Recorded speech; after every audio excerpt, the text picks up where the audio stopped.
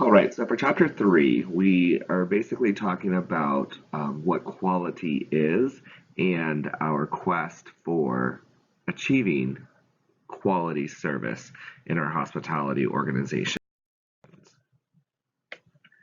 I really enjoy this quote that they have at the very beginning of the chapter. Quality is never an accident, it's always the result of an intelligent effort. I think that's so true because it takes effort to always be mindful of the situation, always to be aware of what's going on, which is part of delivering quality service. The first thing we're going to look at is perceived quality. Now, quality is really kind of given to us as an organization by the customers, by our guests. Now, we may think we have the most amazing level of service. We may think we have the most amazing product that we're putting out there. And that's okay for us to think highly of ourselves. However, the real judge of the quality of our service is going to be our guests.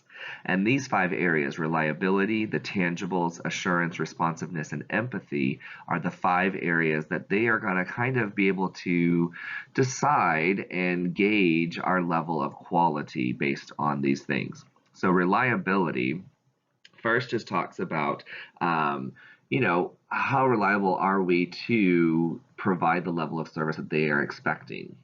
One thing that they might do is look at our online reviews through Yelp or TripAdvisor, and if we have a consistent 5-star review, then that is a good sense of reliability that they are going to receive good service. Something else that they might use is recommendations from family and friends. The tangibles are the things that the guests can experience. They can taste, they can touch, they can feel, they can see it. And so those tangibles for a hotel obviously are our hotel rooms, the luxuriousness of the bedding, of the carpeting, the room itself, the amenities that are in the room. So amenities like the soap and shampoo, the how plush the towels are, is there an ironing board? All those things are great, and people will associate high quality with the more luxurious items. In a restaurant, we have, the dining room itself, the furniture, the plateware, the silverware, the food itself, that the guests are going to gauge that level of quality on. Assurance is just something that we can reassure our guests that they are going to receive great quality service. Now, the reason why I use this picture here of someone in a uniform is because that's kind of the first image that we can give. If the guest service agent at our front desk is not in a nice, clean, pressed uniform, if they have wrinkles, if it's tattering, if it's faded. Same thing with our servers at our restaurants. If they approach the table and their apron is kind of tattered and their shirt is a little faded, or maybe a little wrinkled, that is not going to reassure your guests that they are going to receive excellent service. That doesn't mean that they can't receive excellent service. It just means that first impression, that perception of quality is not there. Responsiveness deals with how we correct issues when they happen. And I say when, not if, because eventually something is going to go wrong. We cannot be perfect 100% of the time. And so with this responsiveness, now, especially in a digital age, it's even more important for us to respond to both positive and negative comments and feedback on TripAdvisor or Yelp, because then that shows somebody that's reviewing. If someone sees a 3-star review and all these negative comments about the restaurant or the hotel, and yet there's no response to it, well, this tells that person that the hotel doesn't really care or is not paying attention to those online formats. And so if you can respond to them to say, we're so sorry this happened, please contact us and we will make it right. And so, it just kind of shows, again, that perception of quality, that the business is paying attention to what's going on and that they want to correct it. Lastly is empathy. So empathy is not necessarily feeling sorry for someone, but it's just basically knowing how they feel. So basically putting yourselves in their shoes. How would you feel if you walked into a hotel room and it looked like it had not been cleaned 100%? How would you feel if you ordered a steak and the internal temperature was not cooked correctly? So, yes, our guests are going to complain. Yes, they're going to have things that go wrong with it, but we need to have that empathy and show that empathy to our guests, and that leads to a perception of a higher quality level of service. So, as management and leaders in the organization, we can increase the quality of our service by first leading by example. Okay, and so how we treat the guests is also how our team members are going to treat the guests. And so if a guest comes up with a complaint and the manager is there rolling their eyes, folding their arms while they're listening to the guest, kind of closing themselves off to that conversation, our employees and our team members are going to mimic that example. And so we really need to, as leaders and managers of organizations, we really need to realize that people, our team members, are watching us to see how we handle a situation. And so if we can elevate that level of service and provide a great quality, then our team members will model that, hopefully, and copy that model. And that kind of leads me to the second point of changing the way people think. So again, we know our guests are going to have complaints. And so if we think that every single guest comes to us with a complaint wanting something for free, then initially we are, not only going to listen to what is going on, what their actual problem is. And so we need to change that focus of, empathy, and we want to help our guests, versus, oh, this person's just coming to me because they want to get their room comped or they want a free dessert. And having that mentality, that thought process is going to influence what we do and how we handle the situation.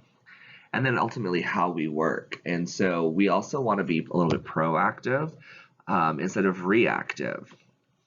So being proactive is we can look for signs of things that are happening when guests check in. We can ask specific questions if they're celebrating a special occasion.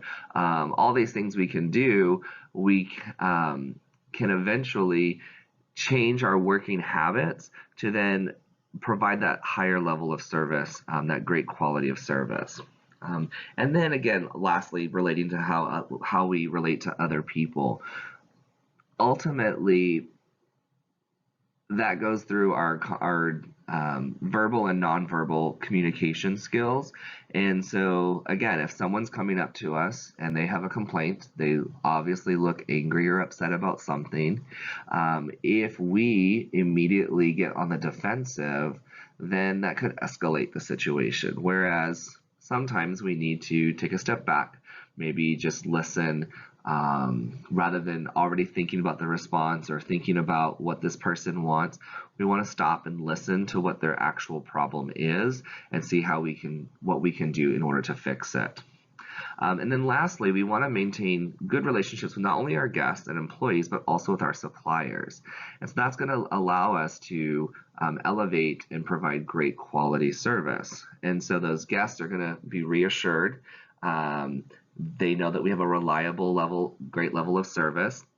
Our employees are going to be with us on a long term, which then allows us to elevate that service because they can get more experience of handling a variety of situations. So when something comes up that we've already handled a situation like that, then we can take maybe a similar approach in resolving that issue, or even possibly be proactive about preventing that issue from even happening.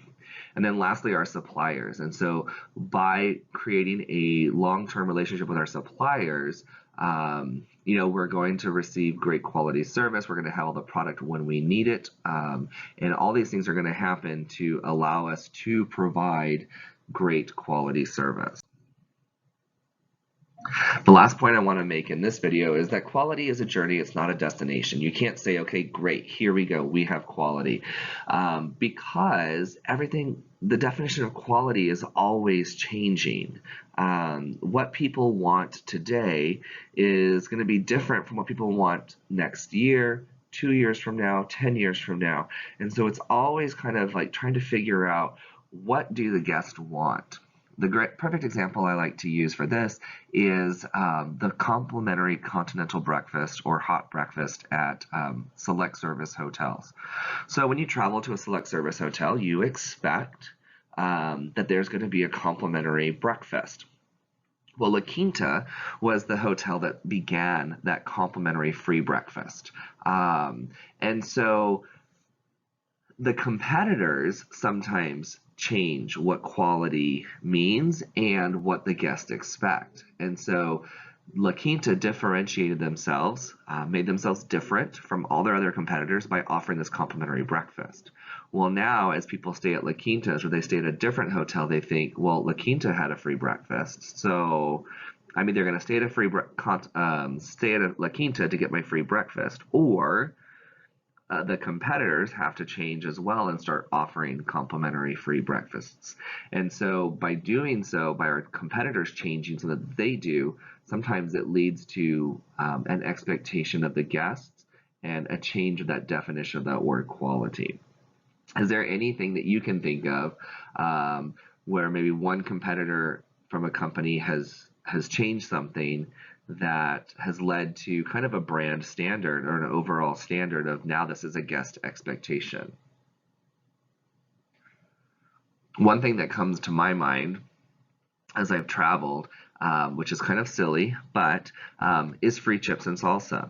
So when you go to a Mexican restaurant in San Antonio, typically you get free chips and salsa, at least your first basket free, if not complimentary throughout your meal.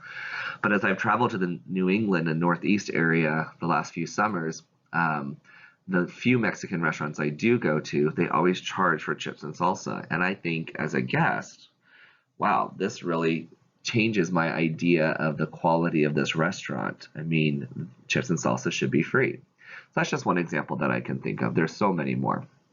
But quality definitely is in the perception of the guests, and they're the ones who then will either come back or not return if they do not perceive that quality.